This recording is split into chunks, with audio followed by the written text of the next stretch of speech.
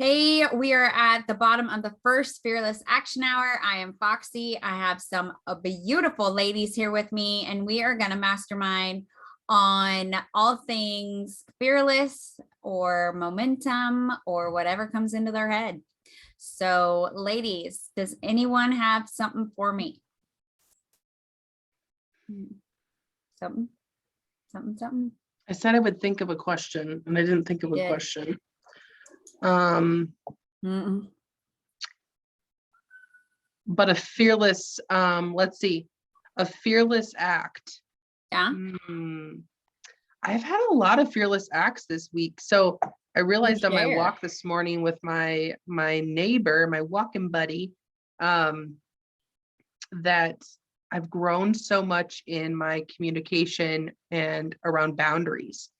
And part of my fearless act was sharing how I felt about a situation and the way that I chose to respond versus react, because old me would definitely react versus choosing to respond in a certain way. And yesterday I got to practice it and then see the growth that was there. So my fearless act was actually getting to express it and use what I've been practicing for quite some time now. Yeah, I love that. So what did you use to support you in doing that? Was there a tool? Was there a concept? Was it something specifically that you had been practicing that supported you in making that change? Well, first of all, it was deep breaths. Great proactive behavior. Yes. So breathing, I've also been using my senses a lot to keep me like grounded in the present moment. And one of the things is you've all probably seen me snipping on my gratitude oil, which I just love to like smell it and just be present. So that was something that I did. So using my senses, touching things in front of me, and just remembering like compassion and that things happen. But then I also gave myself space. Instead of writing a response in the moment, I gave myself the breathing room to collect like how I was actually feeling about it, and then like a thoughtful response. And then I chose to wait until I was in person, which old me would not have done. And I think that makes a big difference with communication as well. That's why I love face-to-face, and why this community was created is because it's not just over the phone, which is great too, but I love face-to-face. I love expressions and getting to read more than just someone's voice. Yeah, I love that. I love that you use like multiple things that you've been learning, and that you're able to see how they can all fit together to support you to make the changes that you're wanting to make. And the fact that you use like 5 or 6 different tools, right? That you've been learning, and it seemed to go quite smoothly for you. So I love that you're also able to see that growth, and I'm sure that you acknowledged yourself for it. Yes, that was another thing that I was going to say, is that then I was able to acknowledge the fact that I noticed, right? That I was aware of the growth that was there. And that's another tool, to be able to celebrate it and build from that awareness to continue to catch it, so that I can know that I am growing in that area. And communication is huge. So right when I see that I'm growing in my communications, like my communication skills, like that enhances everything in my life. Yes. I love that. Love it.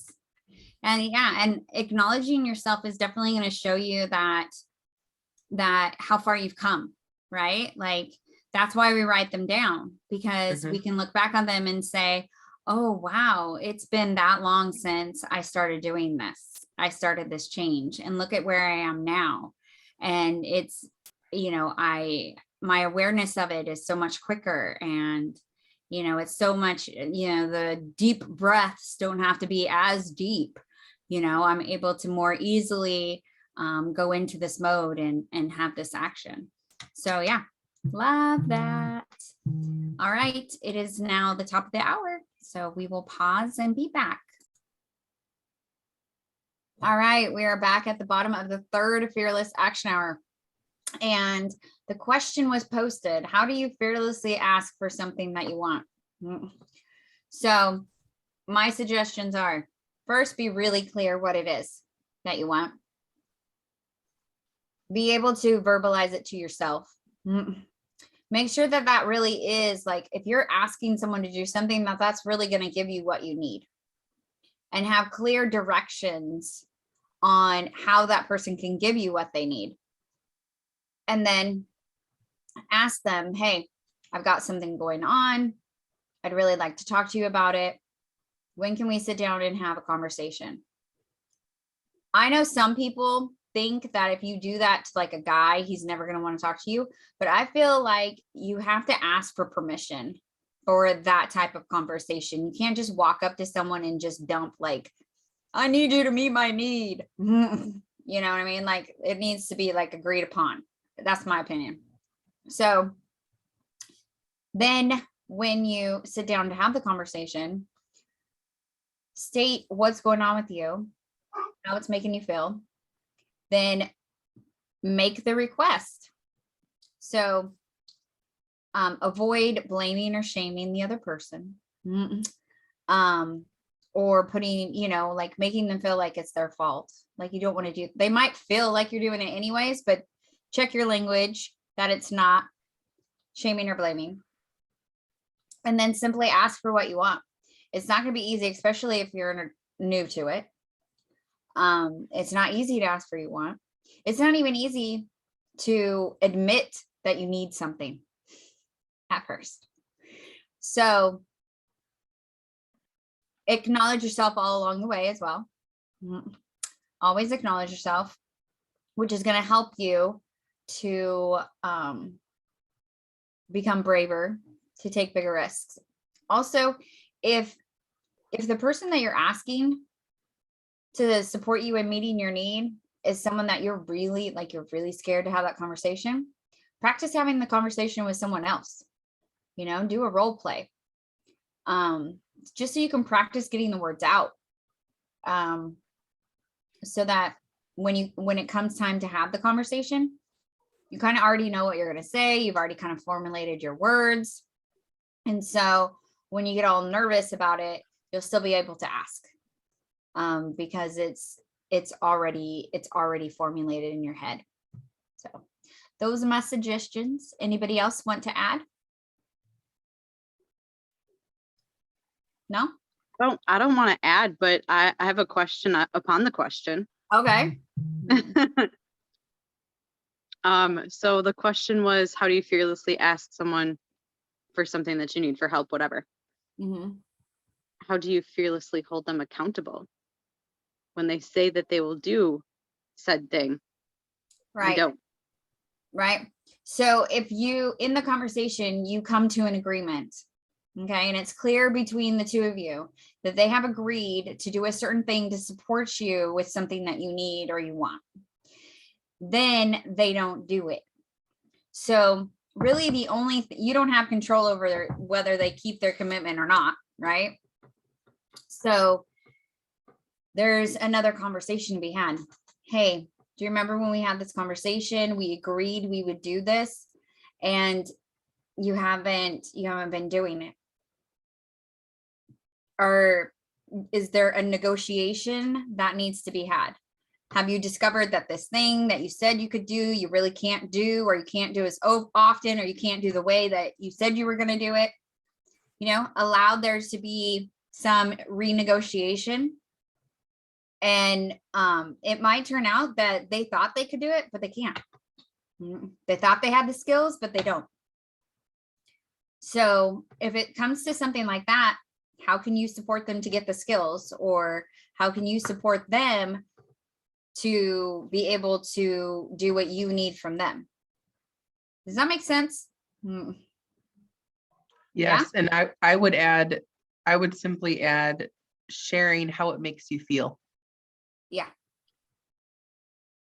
That's something that I did, and that I recognize that when I share how it makes me feel when people don't follow through with what they say, and we've already had a discussion about what it looks like and they don't follow through on their end, sharing how it makes me feel and then telling them my need is easier because it's fact. It's how you feel.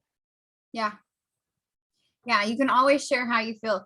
Just watch your language when saying it, because you want to be careful that you're not blaming them for you feeling that way.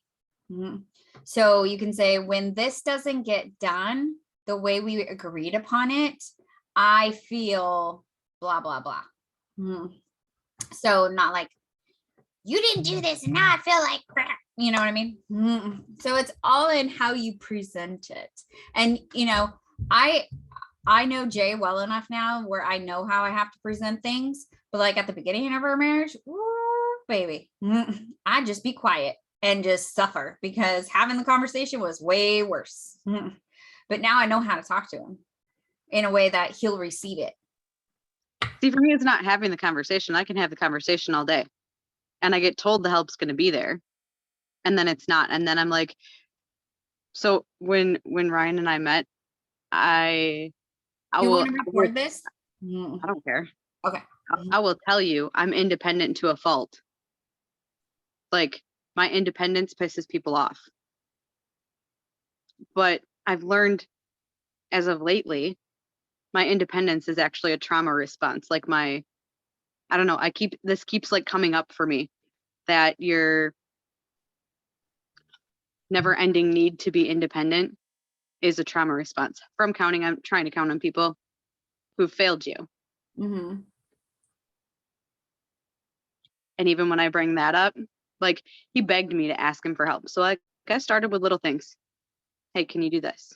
Hey, can you switch the laundry? You don't even have to fold it, just switch it, whatever. And more often than not, it feels like I ask for help. I'm told help's going to be there. And then when it doesn't happen, then I'm 10 times more pissed off than if you just would have told me no in the first place. Yeah. And I don't have a filter. I don't have pretty words to say things. So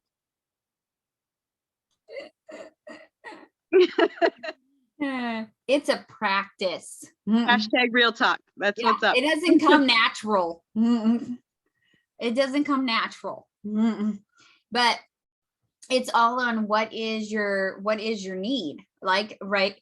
Like, if I just said what I was thinking, that doesn't really meet my need for the situation, because the situation, I want the help to actually happen.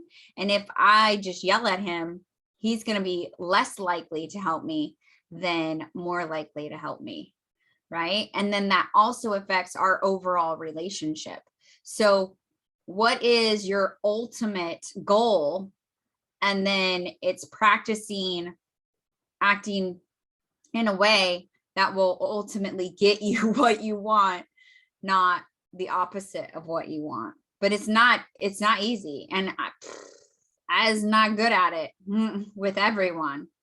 I'm pretty good at it with Jay, because communication has been something that we have had to practice a lot. But you know, everybody's different. So all right, I gotta go, guys.